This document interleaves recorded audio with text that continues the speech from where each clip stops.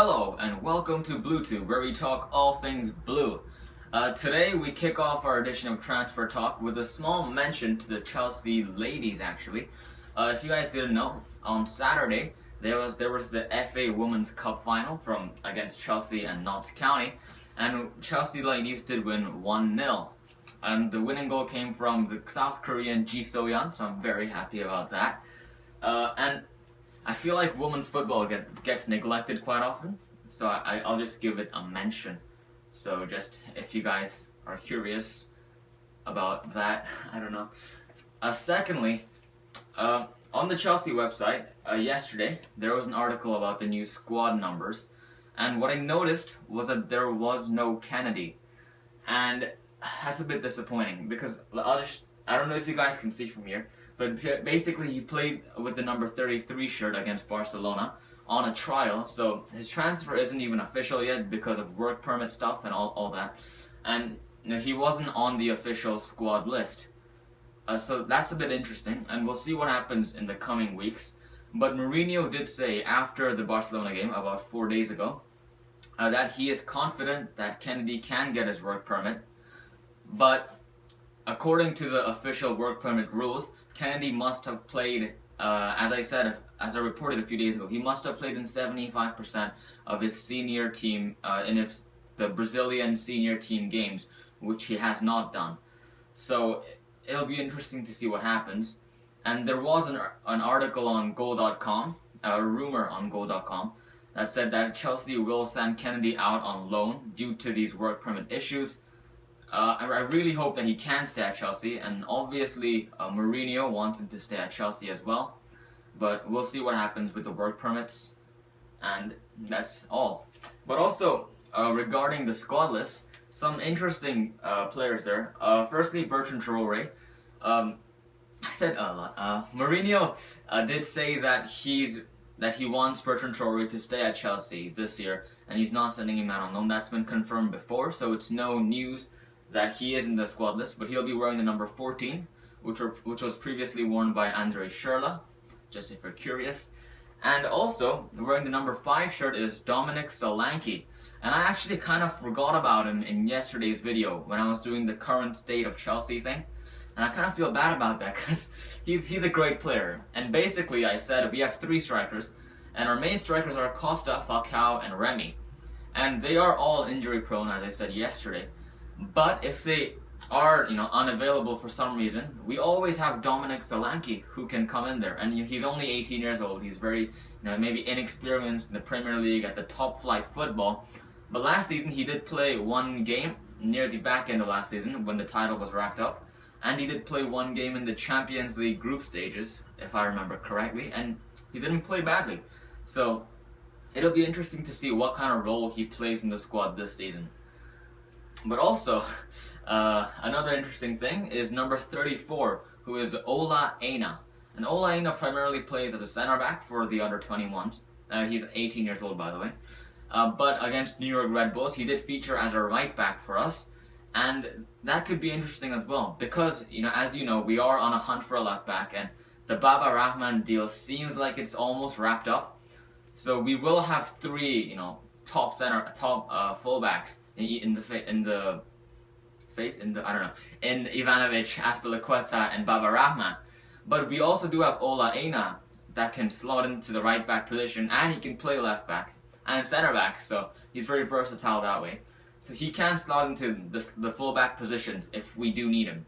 But I highly doubt that we will need him because of the Baba Rahman signing, but it'll be interesting to see how Mourinho plays him as well.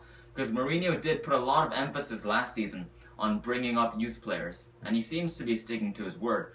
Because in the squad list that's been posted here, there is Bertrand Traore, there's Victor Moses, there's Ola Aina, Dominic Solanke, Ruben Loftus-Cheek, and Jake Clark-Salter, who, to be honest, I'm just being honest, I don't know a lot about him, so I can't really say a lot about him, but Jake Clark-Salter is there. You can go search him up on the internet as well, just to check out what position he plays, that kind of thing. But I personally don't think he's going to play a big role. The main youngsters this season are Bertrand Traore, Victor Moses, and Ruben Loftus-Cheek. with I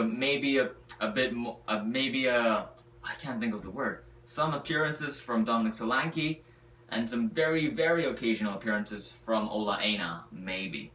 So I don't think Jake Clark-Salter will really get that opportunity this season. But we'll see. Also, obviously, there's Kurt Zuma and Nathan Ake, who were there last season as well. So Kurt Zuma obviously is going to play a big role. Nathan Ake, I'm really interested to see what role he'll play as well. Because he can play left back, center back, and defensive midfield. And his main position is defensive midfield, but I think he'll play more of a defense, a more left back or center back role.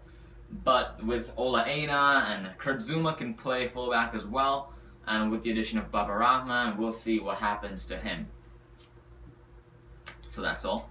And today really isn't there's really no transfer news to talk about because all eyes are on the Community Shield final, which is happening 3 p.m. UK time, which is in a few hours. So really looking forward to that. But before we talk about that, there is obviously another news about who else but Johnstone. Yeah. So exclusive. The reason why Johnstone's Chelsea switch is being held up. And this news just broke out today on several media outlets. And apparently the reason that Everton are holding out for such a high price is because when they originally bought Johnstone from Barnsley, they had a deal in the contract which meant that Everton have to pay Barnsley 15% of the transfer fee that they make from Johnstone. So that works out to about £4 million. Wait, let me just make sure. Yeah. So if Johnstone goes to Everton for £30 million, that means that around £4.5 million has to go to Barnsley. So in reality, Everton will be only making £25.5 million. And I think that is why they are holding out for such a high price of £34 million, which is the reported asking price from Everton. So that's just some extra news there to add to the barrage of stories about Johnstone. So just getting back on other Johnstone stuff, and Chelsea are lining up a third bid. It hasn't been made yet, but apparently Chelsea are not interested in going over £30 million. So it'll be really interesting to see how Everton reacts to this third bid, because if Chelsea do make a £30 million bid, Everton will only be making £25.5 million. But if you really think about it, £25.5 million is an incredible sum of money. And Johnstone, he is, a highly regarded player. He's got a lot of potential. He's played in Everton. He played a great season last season. But £25 million is a lot of money to make for a player. So it'll be really interesting to see how Everton react. And for me as a Chelsea fan, I really, really hope we don't go over £30 million, because that's just way too much money for someone who's going to be on the bench. And apparently, Chelsea are looking at other centre backs as well, because they don't want to go over £30 million. And that's really good to see. And this is something that kind of links two stories together. Before I talked about Mohamed Salah, and by the way, there's nothing on that deal yet. It's still just a bunch of chaos regarding Salah. But I did mention that AS Roma are interested in him, and apparently Chelsea might line up a deal where we loan out Salah to AS Roma, and Chelsea sign Romagnoli, who is a 19-year-old centre back or 20-year-old centre back from AS Roma, and I think that could be a great deal, because he's going to be a lot cheaper than Stones, and I think he can be just as good. Now maybe he doesn't have the Premier League experience, but in a few years' time, I think that he can be just as good as Johnstone, and he is very highly regarded in Europe in general as well, Romagnoli. So it'll be really interesting to see what happens with Mohamed Salah as well. And that kind of wraps up all the news for today, which isn't a lot. But I want to talk for a few minutes about the upcoming the Champions League. No, not Champions League. The Community Shield final against Arsenal, which is at 3 p.m. UK time. You guys should all watch it. Whether you're a Chelsea fan or not, you should all watch it because it's gonna be a great, thrilling game. Firstly, I'll just give you my prediction on the scoreline. I think it's gonna be 2-1 to Chelsea. I reckon it's gonna be 1-1 for a long time, and in the 80-something minute, Chelsea is gonna nick the goal to just edge us over Arsenal and get the win. But looking at the two sides in comparison, it's actually, the odds, I think a lot of people are, I think a lot of people would put their money on Arsenal right now, on their current form, because in this preseason, Chelsea's defense has looked a bit fragile. Us going forward, our kind of attacking football maybe hasn't been as good, considering against PSG they had 60% possession, and Barcelona they had around 60% possession as well. And just in general, our preseason hasn't been great. Of course, there's the 4-2 loss against New York Red Bulls as well. And Arsenal, on the other hand, have been having a phenomenal preseason, winning the Barclays Asia Trophy, winning the Emirates Cup, and just last week beating Lyon 6-0. And they've had a longer preseason, so they've had their squad together for a longer time to train together, to play games, and they've been in London itself for a few more days than like 3 or 4 more days in Chelsea, so less jet lag, stuff like that, I guess. So, Arsenal do have a great chance of winning this game, I do think, and it's going to be a tough game. It's not going to be an easy 6-0 win like 2 seasons ago, as much as I wish it was. However, Alexis Sanchez won't be playing for Arsenal, just before I forget to say that. However, I do think Chelsea, I think Mourinho will really, even though he did say in the press conference, this isn't as important as a Premier League game. I do think Mourinho will field a really, really strong side, and he will do whatever it takes, even if it takes, parking the bus or whatever. I think he will do what it takes to win that game. And speaking of the team he will field, let me just tell you my prediction on the Chelsea starting 11. And actually, I'll divide this into 2 parts. I'll tell you the starting 11 that I want Mourinho to field, and the starting 11 that I think Mourinho is going to field, because they're different. So firstly, who do I want Mourinho to play? In goal, Courtois. Left back, Azpilicueta. Center back, John Terry, Gary Cahill. Right back, Ivanovic. Central, the 2 holding midfield positions, Fabregas, Matic. And then the 3 attacking midfielders, Hazard, Oscar, and Moses. And at the striker position, Falcao. That's the 11 that I want Chelsea to play, because I think it'll be really interesting to see players like Falcao and Moses get a start against a quality side like Arsenal in an important game like the Community Shield final. I know it's still a friendly, but there is silverware on the other end if we do win. But anyway, and I think the team that Chelsea will field will be Courtois, Azpilicueta, John Terry, Gary Cahill, Ivanovic, Fabregas, Matic, Hazard, Oscar, Willian, and Diego Costa up front. And why do I think that? Because that is the 11 that basically started every game for Chelsea last season. That was the so-called A team for Chelsea. The team that Mourinho could just field and know that we're gonna get a result. And to be honest, Willian and Costa, who I didn't include in the team that I want to start, it's not that I didn't include them because I don't think they're good, or because I don't want to see them, or I hate them, or something like that.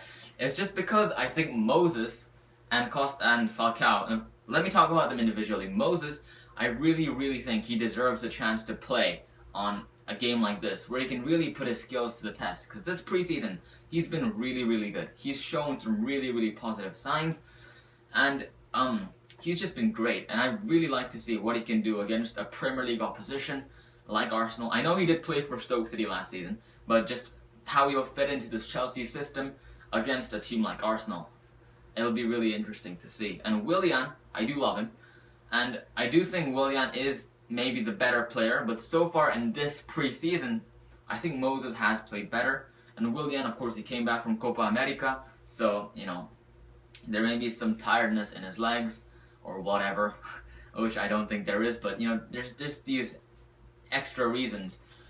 And I just really want to see Moses play, basically.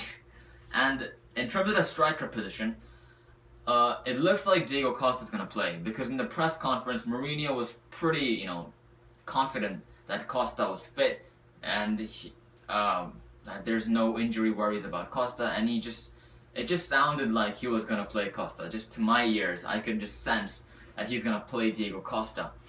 But I really want to see Falcao start this game, and this is why. Because Falcao has been showing some positive signs and a lot of confidence this preseason, I do think that if he plays, if he plays from the start, he can grab himself a goal. And if he does get himself a goal in a game against Chelsea and Arsenal, two things will happen. Firstly, it'll give him a huge confidence boost. And I think it'll just begin his path of becoming a beast at Chelsea. And secondly, and I think this is so important, it'll get every single Chelsea supporter in the world on his side. Because right now, Chelsea fans are kind of divided on Falcao. Some see him as, a great striker. It's a great signing from Chelsea. He's going to do very well. But the other half are like, is he really that good? I prefer if he signed someone else. I prefer if he kept Patrick Bamford, blah, blah, blah, right? But imagine if Falcao scores a goal against Arsenal in the Community Shield final, then just every Chelsea fan will just support him, get on his back, and give him the confidence that he needs to succeed at Chelsea. And I think that could be great. However, I just don't see him starting. I think Mourinho will field the A-team, as I said, because he will see this as an opportunity to just... I know Chelsea didn't have a terrible preseason, but I think he'll see this as an opportunity to just, forget that and just begin an awesome Chelsea. And he does not want to lose this. Believe me when I say this. In the press conference he said it's not a drama if Arsenal win. I don't care that it's against Arsenal or against Arsene Wenger. I don't care because it's only a preseason game. He said this game is more important than a friendly, but not as important as a Premier League game. But he wants to win. Just believe me when I say that. And especially because it's Arsenal, especially because it's Arsene Wenger, I think Mourinho will field the strongest starting 11, and I think he will get a result. So that kind of wraps up today's episode of Transfer Talk, guys. Tomorrow I'll be back with a match review against Chelsea and Arsenal.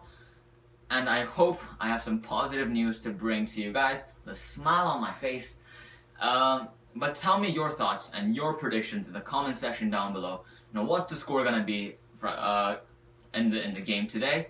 What's Chelsea's starting 11 going to be? Do you want to see players like Moses and Falcao, and especially Moses, some youth players getting a chance in this game? Or do you want Mourinho to play the strongest 11 possible to make sure we get this win? Tell me your thoughts in the comment section down below. I'll be back tomorrow, and until then, stay blue.